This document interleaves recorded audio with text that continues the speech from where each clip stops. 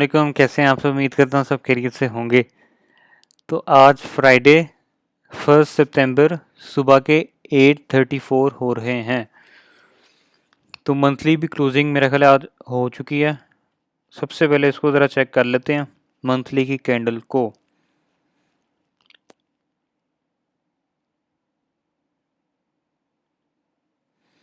RSI monthly की middle में है तो कैंडल भी हमारी 26,000 पे ही क्लोज हुई है।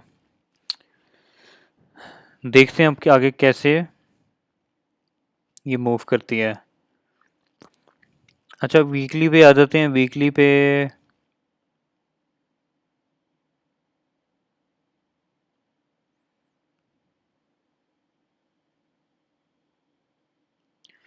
यहाँ पे एक चांसेस लगने के थे। मैंने आपको कहा था कि डबल बॉटम के, लेकिन ये एक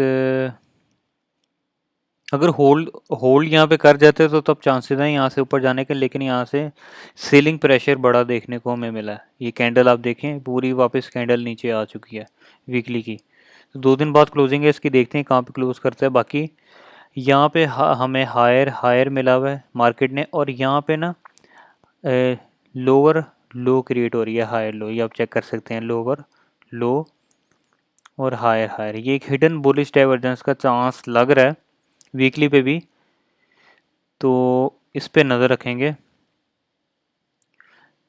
बाकी डेली पे चेक कर लेते हैं। डेली पे भी ये देखें ना, हायर हायर, ये जो ये आप चेक कर सकते हैं। उसके बाद ये RSI ने यहाँ पे हायर लो मारा ना, ये हायर हायर यहाँ से बना है, और ये चेक करें लोअर लो क्रिएट यहाँ पे ऐसे हुआ हुआ है, और ये सारा लो यहाँ पे। तो ये एक हिडन बुलिश डाइवर्जेंस का साइन दे सकती है, जैसे वीकली पे और वनडे पे ये क्लियर ज़रा नज़र आ रहा है। अच्छा, अब वापस आ जाते हैं अपने 4H वाले चार्ट पे। 2 दिन पहले वाली जो मैंने अपडेट दी थी तब BTC में रखा है, यहाँ पे मूव कर रहा था 27,000 वाले एरिया पे। मैंने आपको कहा था कि ये अभी इसकी कोई, जब इसने पंप डायरेक्ट लिया ना, ये कंसोलिडेट तो करेगा। हमने रेजिस्टेंस पे नज़र रखनी है कि कहाँ से रिजेक्शन लेके कहाँ होल्ड करते हैं। मैंने आपको कहा था कि डिमांड जोन पे नज़र रखना है, क्योंकि जितना जब डायरेक्ट पंप लिया तो ये कंसोलिडेट वापस रिट्रेस तो होना था, क्योंकि कोई जाके उसने डाइवर्जेंस वगैरह कोई तो बनाई नहीं, सीधा कहीं पे होल्ड भी नहीं किया। अब RSI देखें, यहाँ पे जब डबल बॉटम फॉर्म हुआ था मैंने आपको कहा था यहाँ पे इसकी RSI चलेगी ओवर सीलिंग बॉट जोन में, तो यहाँ पे कंप्लीट हुआ डबल बॉटम। तो यहीं से रिजेक्शन लेके 28,000 वाले एरिया से चेक करें मार्केट कैसे नीचे लोअर लो बनाता आ गया। कोई इसने रिट्रेसमेंट लेनी थी, कोई डाइवर्जेंस वगैरह नहीं बनाई, डिमांड जोन पे कहीं पे होल्ड नहीं किया। मैंने आपको कहा था कि इन पे सारा आपने नज़र रखना है। अब RSI 4H पे तो नहीं, अभी सेलिंग जोन पे तो नहीं आई, वापस अपने उस वही वाले एरिया पे आ गए 26,000 वाले एरिया पे, जो कि रिजेक्शन ये वाला जोन था बड़ा, 26,200 to 26,000 वाला। उसके बाद डेली पे मैंने आपको बता दिया वही कि एक हिडन बुलिश डाइवर्जेंस का साइन लगता है। यहाँ पे हायर हायर और यहाँ पे हायर लो क्रिएट बनता नज़र आ रहा है। वीकली पे भी ये बनता हमें नज़र आ रहा है, यहाँ हायर हायर और ये हायर लोअर लो। ठीक है, इस पर अपने नज़र रखनी है। बाकी अब तरफ लोअर टाइम फ्रेम के अकॉर्डिंग चलते हैं। जब BTC यहाँ पे था, देखें यहाँ पे कोई डाइवर्जेंस वगैरह नज़र नहीं आ रही थी हमें, क्योंकि ये नीचे आके स्पॉट नीचे देखें ना 28,000 यहाँ से रिजेक्शन ली, फिर इस यहाँ से एरिया को रिजेक्शन रेजिस्टेंस बनाया। ठीक है, यहाँ से सपोर्ट ली, रेजिस्टेंस से रीटेस्ट करके फिर नीचे, फिर इस एरिया के नीचे क्लोजिंग की, फिर इस एरिया से रिजेक्शन ली 27,500 400 बोला, फिर यहाँ से रिजेक्शन रेजिस्टेंस बनाया, फिर नीचे आया, फिर वापस से इसको रीटेस्ट करके एरिया को नीचे आता गया, कोई सपोर्ट जोन पे नहीं हो। इसका मतलब यहाँ पे कोई, ये एक तरह का फेक आउट भी कह सकते हैं, लेकिन डबल बॉटम तो इसने कंप्लीट करना था, लेकिन यहाँ पे कोई डाइवर्जेंस नहीं बनाई थी, इसलिए रिटेसमेंट इसने करनी थी लाजमी। मैंने आपको कहा था इस तरह का पंप आता है तो इसमें कोई ट्रेड नहीं लेनी। मेरे भी बहुत से स्टॉप लॉस हिट हुए हैं इसमें, तो मैंने इसमें कहा था इस हफ्ते कोई ट्रेड नहीं लेनी जब तक ये कहीं पे भी एक हफ्ता होल्ड ना कर जाए। लेकिन ये देखें ना, इसी हफ्ते एक एक दिन 2 दिन बाद ये पंप डिग्री जा रहा था, इसका मतलब ये कहीं पे स्टेबल नहीं है। तो देखते हैं अब कहाँ पे ये स्टेबल होता है, इस पर नज़र रखेंगे तकरीबन नेक्स्ट वीक तक। अब 1H पे भी कोई डाइवर्जेंस अभी नज़र नहीं आ रही थी, RSI ओवर सीलिंग जोन में आ चुकी थी, और 30 मिनट के चार्ट पे भी RSI ओवर सीलिंग जोन में कोई डाइवर्जेंस वगैरह भी नज़र नहीं आ रही। अब 15 मिनट के चार्ट पे एक बुलिश डाइवर्जेंस इसने बनाई है, जो कि यहाँ पे इसने लो मारा था 26,100 वाले एरिया पे, ठीक है, जो कि पहले ही प्रीवियस रेजिस्टेंस एरिया था। और यहाँ से इसने फिर से स्पॉट पकड़ी 25,600 वाले एरिया से ऊपर, 25,700 वाला डिमांड जोन से ऊपर लोअर लो और लोअर हाइज क्रिएट हुई यहाँ पे, लोअर हाइज हायर हाई, ठीक है। और मैकडी ने भी यहाँ पे एक डाइवर्जेंस का साइन दिया था, ये लोअर हाइज वाला, मैकडी का वॉल्यूम कम, और यहाँ पे एक ट्रेंड लाइन ने बुलिश डाइवर्जेंस का साइन दिया। तो ये 15 मिनट की बुलिश डाइवर्जेंस देखते हैं चलती है या नहीं, क्योंकि अभी से RSI ना ओवर सीलिंग जोन में गई ना ओवर बॉट जोन में गया, बंद तो गई है। अब इसका जो एरिया रेजिस्टेंस का सारे बना हुआ है वो ऊपर वाले सारे रेडी रेजिस्टेंस के हैं, नीचे डिमांड जोन के हैं। तो 26,000 से लेकर 26,250 वाला एरिया ये सारा रेजिस्टेंस का बन चुका है अब इसके लिए। तो 15 मिनट के डाइवर्जेंस पे आपने नज़र रखनी है, बुलिश डाइवर्जेंस पे। जब तक इसकी RSI ओवर बॉट जोन में जाती तब तक ये चलती रहेगी ना, जब तक यहाँ इसकी RSI ओवर सेलिंग जोन में नहीं जाती। तो स्टेप बाय स्टेप देखेंगे। ये एरिया रेजिस्टेंस का बना हुआ है, और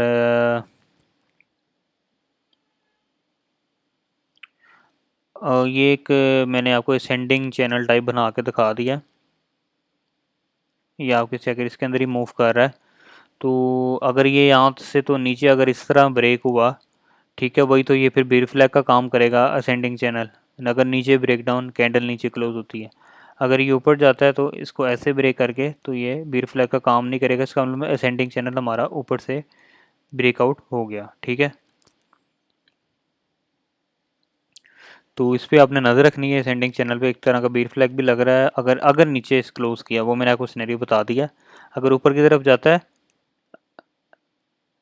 जब तक ये रेजिस्टेंस, क्योंकि 26,100 से लेकर 26,250 ये रेजिस्टेंस वापस से वही काम करनी शुरू हो गई है। अब अगर इसके ऊपर जाता है तो इस तरह इसको ब्रेकआउट करके इस ट्रेंड लाइन को, येलो वाली को ब्रेक करके ऊपर जाना चाहिए, अगर इसने ऊपर जाना है। बुलिश डाइवर्जेंस अगर चलती है, अगर नहीं तो अगर इसके नीचे क्लोजिंग करता है तो इसको अगर रीटेस्ट करके नीचे आता है तब ये बीर फ्लैग का थोड़ा काम करेगा। तो ये रेजिस्टेंस पे नज़र रखनी है। बुलिश डाइवर्जेंस तो 15 पे बनी हुई है, बाकी ये एरिया पे सारा नज़र रखना है।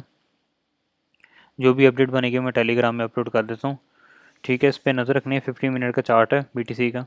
तो ये रेजिस्टेंस अभी बनी हुई है, देखते हैं इसको ब्रेक करता है या नहीं। अगर ये बार बार हिट उठ रही है तो ब्रेक होने के चांसेस है। अगर यहीं से रिजेक्शन लेता है तो नीचे आता है, तो नीचे हमारे डिमांड जोन पड़े हुए हैं, ठीक है। बाकी चार्ट पे कोई डाइवर्जेंस वगैरह नज़र नहीं आ रही। बाकी डेली और वीकली की मैंने आपको हिडन बुलिश डाइवर्जेंस का बता दिया, उस पर जाके फोकस रखना है। और 4H 1H पे और अभी कोई डाइवर्जेंस वगैरह 30 मिनट पे नज़र नहीं आ रही। 15 मिनट पे डाइवर्जेंस नज़र आ रही थी, वो मैंने बता दिया, ठीक है। बाकी ये सारा एरिया फिर से रेजिस्टेंस का काम करेगा, जो कि पहले प्रीवियस एरिया था रेजिस्टेंस का, ठीक है। तो अगर BTC ऊपर जाता है, सबसे पहले तो ये 26,100 26,250 वाला ये वाला एरिया अगर ऊपर जाता है, ये मैंने आपको ये देखें, इसका मैं वापस से सेंडिंग ट्रेंड लाइन वाली बना के दिखा देता हूँ। अच्छा जी, अगर इसने ऊपर जाना है तो सबसे पहले ये येलो ट्रेंड लाइन ब्रेक करनी पड़ेगी।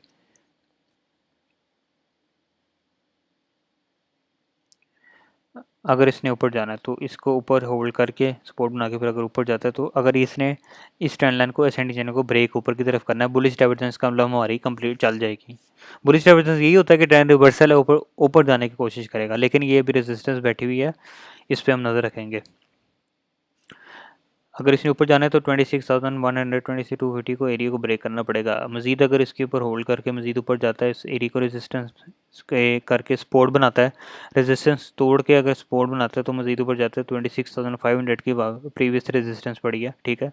यहाँ से भी नीचे आ सकता है, मज़ीद ऊपर जाता है तो अगर इसको ब्रेक करके भी मज़ीद ऊपर जाता है तो 26,900 की भी हमारे पर रेजिस्टेंस पड़ी हुई है, यहाँ से नीचे भी आ सकता है, ठीक है। ये एक सिनेरियो मैंने ये बता दिया आपको।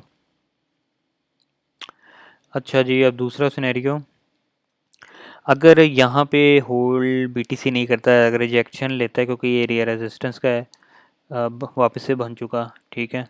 यहाँ से नीचे आ सकता है, इस ट्रेंड लाइन को येलो वाली को रीटेस्ट करके नीचे आ सकता है, ठीक है।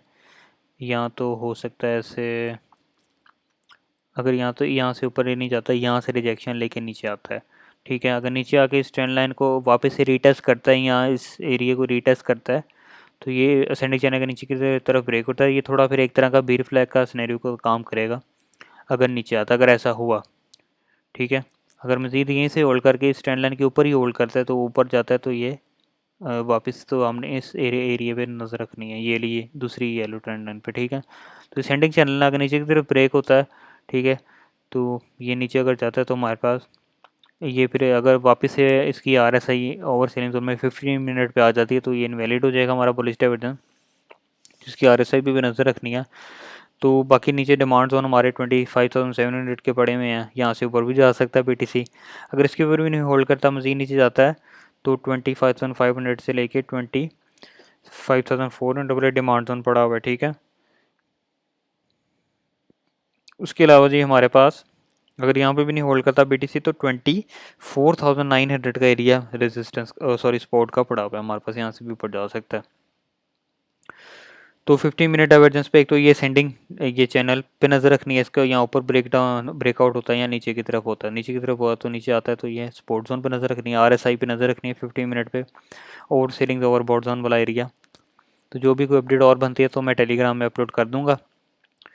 ठीक है। बाकी डेली और वीकली की ये मार्केट स्ट्रक्चर और आरएसआई भी नज़र रखनी है, हिडन बुलिश डाइवर्जेंस का साइन दे सकती है अगर ये होल्ड करता है।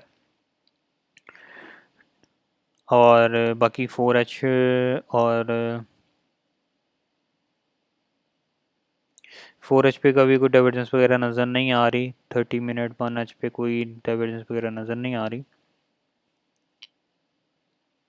ये जो मैंने सेंडिंग चैनल बनाया है इस पर बस आपने नज़र रखनी है, यहाँ ऊपर की तरफ ब्रेक होता है या नीचे की तरफ। ठीक है। बाकी ये रेजिस्टेंस पे नज़र रखनी है, अगर ब्रेक होती है तो अगर इसके ब्रेकर के ऊपर जाता है तो हमारी बुलिश डाइवर्जेंस कंप्लीट हो जाएगी। अगर यहाँ से नहीं होता, ऊपर जाता है, रिजेक्शन लेता है इस एरिया से, तो इनवैलिड हो जाएगी बुलिश डाइवर्जेंस। अगर इसकी आरएसआई ओवर सेलिंग जोन में जाती है, ओवर बॉट जोन में जाएगी तो इनवैलिड हो जाएगी हमारी। तो आई होप आपको समझ लगी होगी, क्योंकि मैं फुल प्राइस एक्शन की बातें करता हूँ, किसी किसी को नहीं समझ आती होगी। अगर आपको ये डाइवर्जेंस वगैरह की नहीं समझ आती तो ये स्पोर रेजिस्टेंस के हिसाब से नज़र रख लीजिएगा। ये जो रेड एरिया ये यहाँ पे समझ लें सेलर्स बैठे हैं, ये जो ग्रीन एरिया बनाए हुए हैं मैंने यहाँ पे बायर्स बैठे हैं। तो ये जो मैं बीच में असेंडिंग चैनल, डिसेंडिंग चैनल या बुलिश डाइवर्जेंस ये मैं बातें करता हूँ, ये टेक्निकल बड़ी बातें, ये समझ लें कि तो आपके लिए ये प्राइस एक्शन आसान हो जाएगा। मुझे भी सही तरह नहीं आता, मैं भी हर हर हर दिन सीख रहा हूँ। ठीक है। जो भी मतलब जितना भी हो सकता है वो मैं आप लोगों के लिए अपडेट में देता हूँ और टेलीग्राम में अपलोड कर देता हूँ। अगर आपने टेलीग्राम ज्वाइन नहीं किया तो ज़रूर कीजिए, फ्री है, इसका भी लिंक डिस्क्रिप्शन में है। और ट्विटर को भी फॉलो कीजिएगा, ट्विटर पे भी मैं सेम टेलीग्राम वाले चीज़ें अपलोड करता हूँ, दोनों का लिंक डिस्क्रिप्शन में, दोनों को जाके फॉलो कीजिएगा।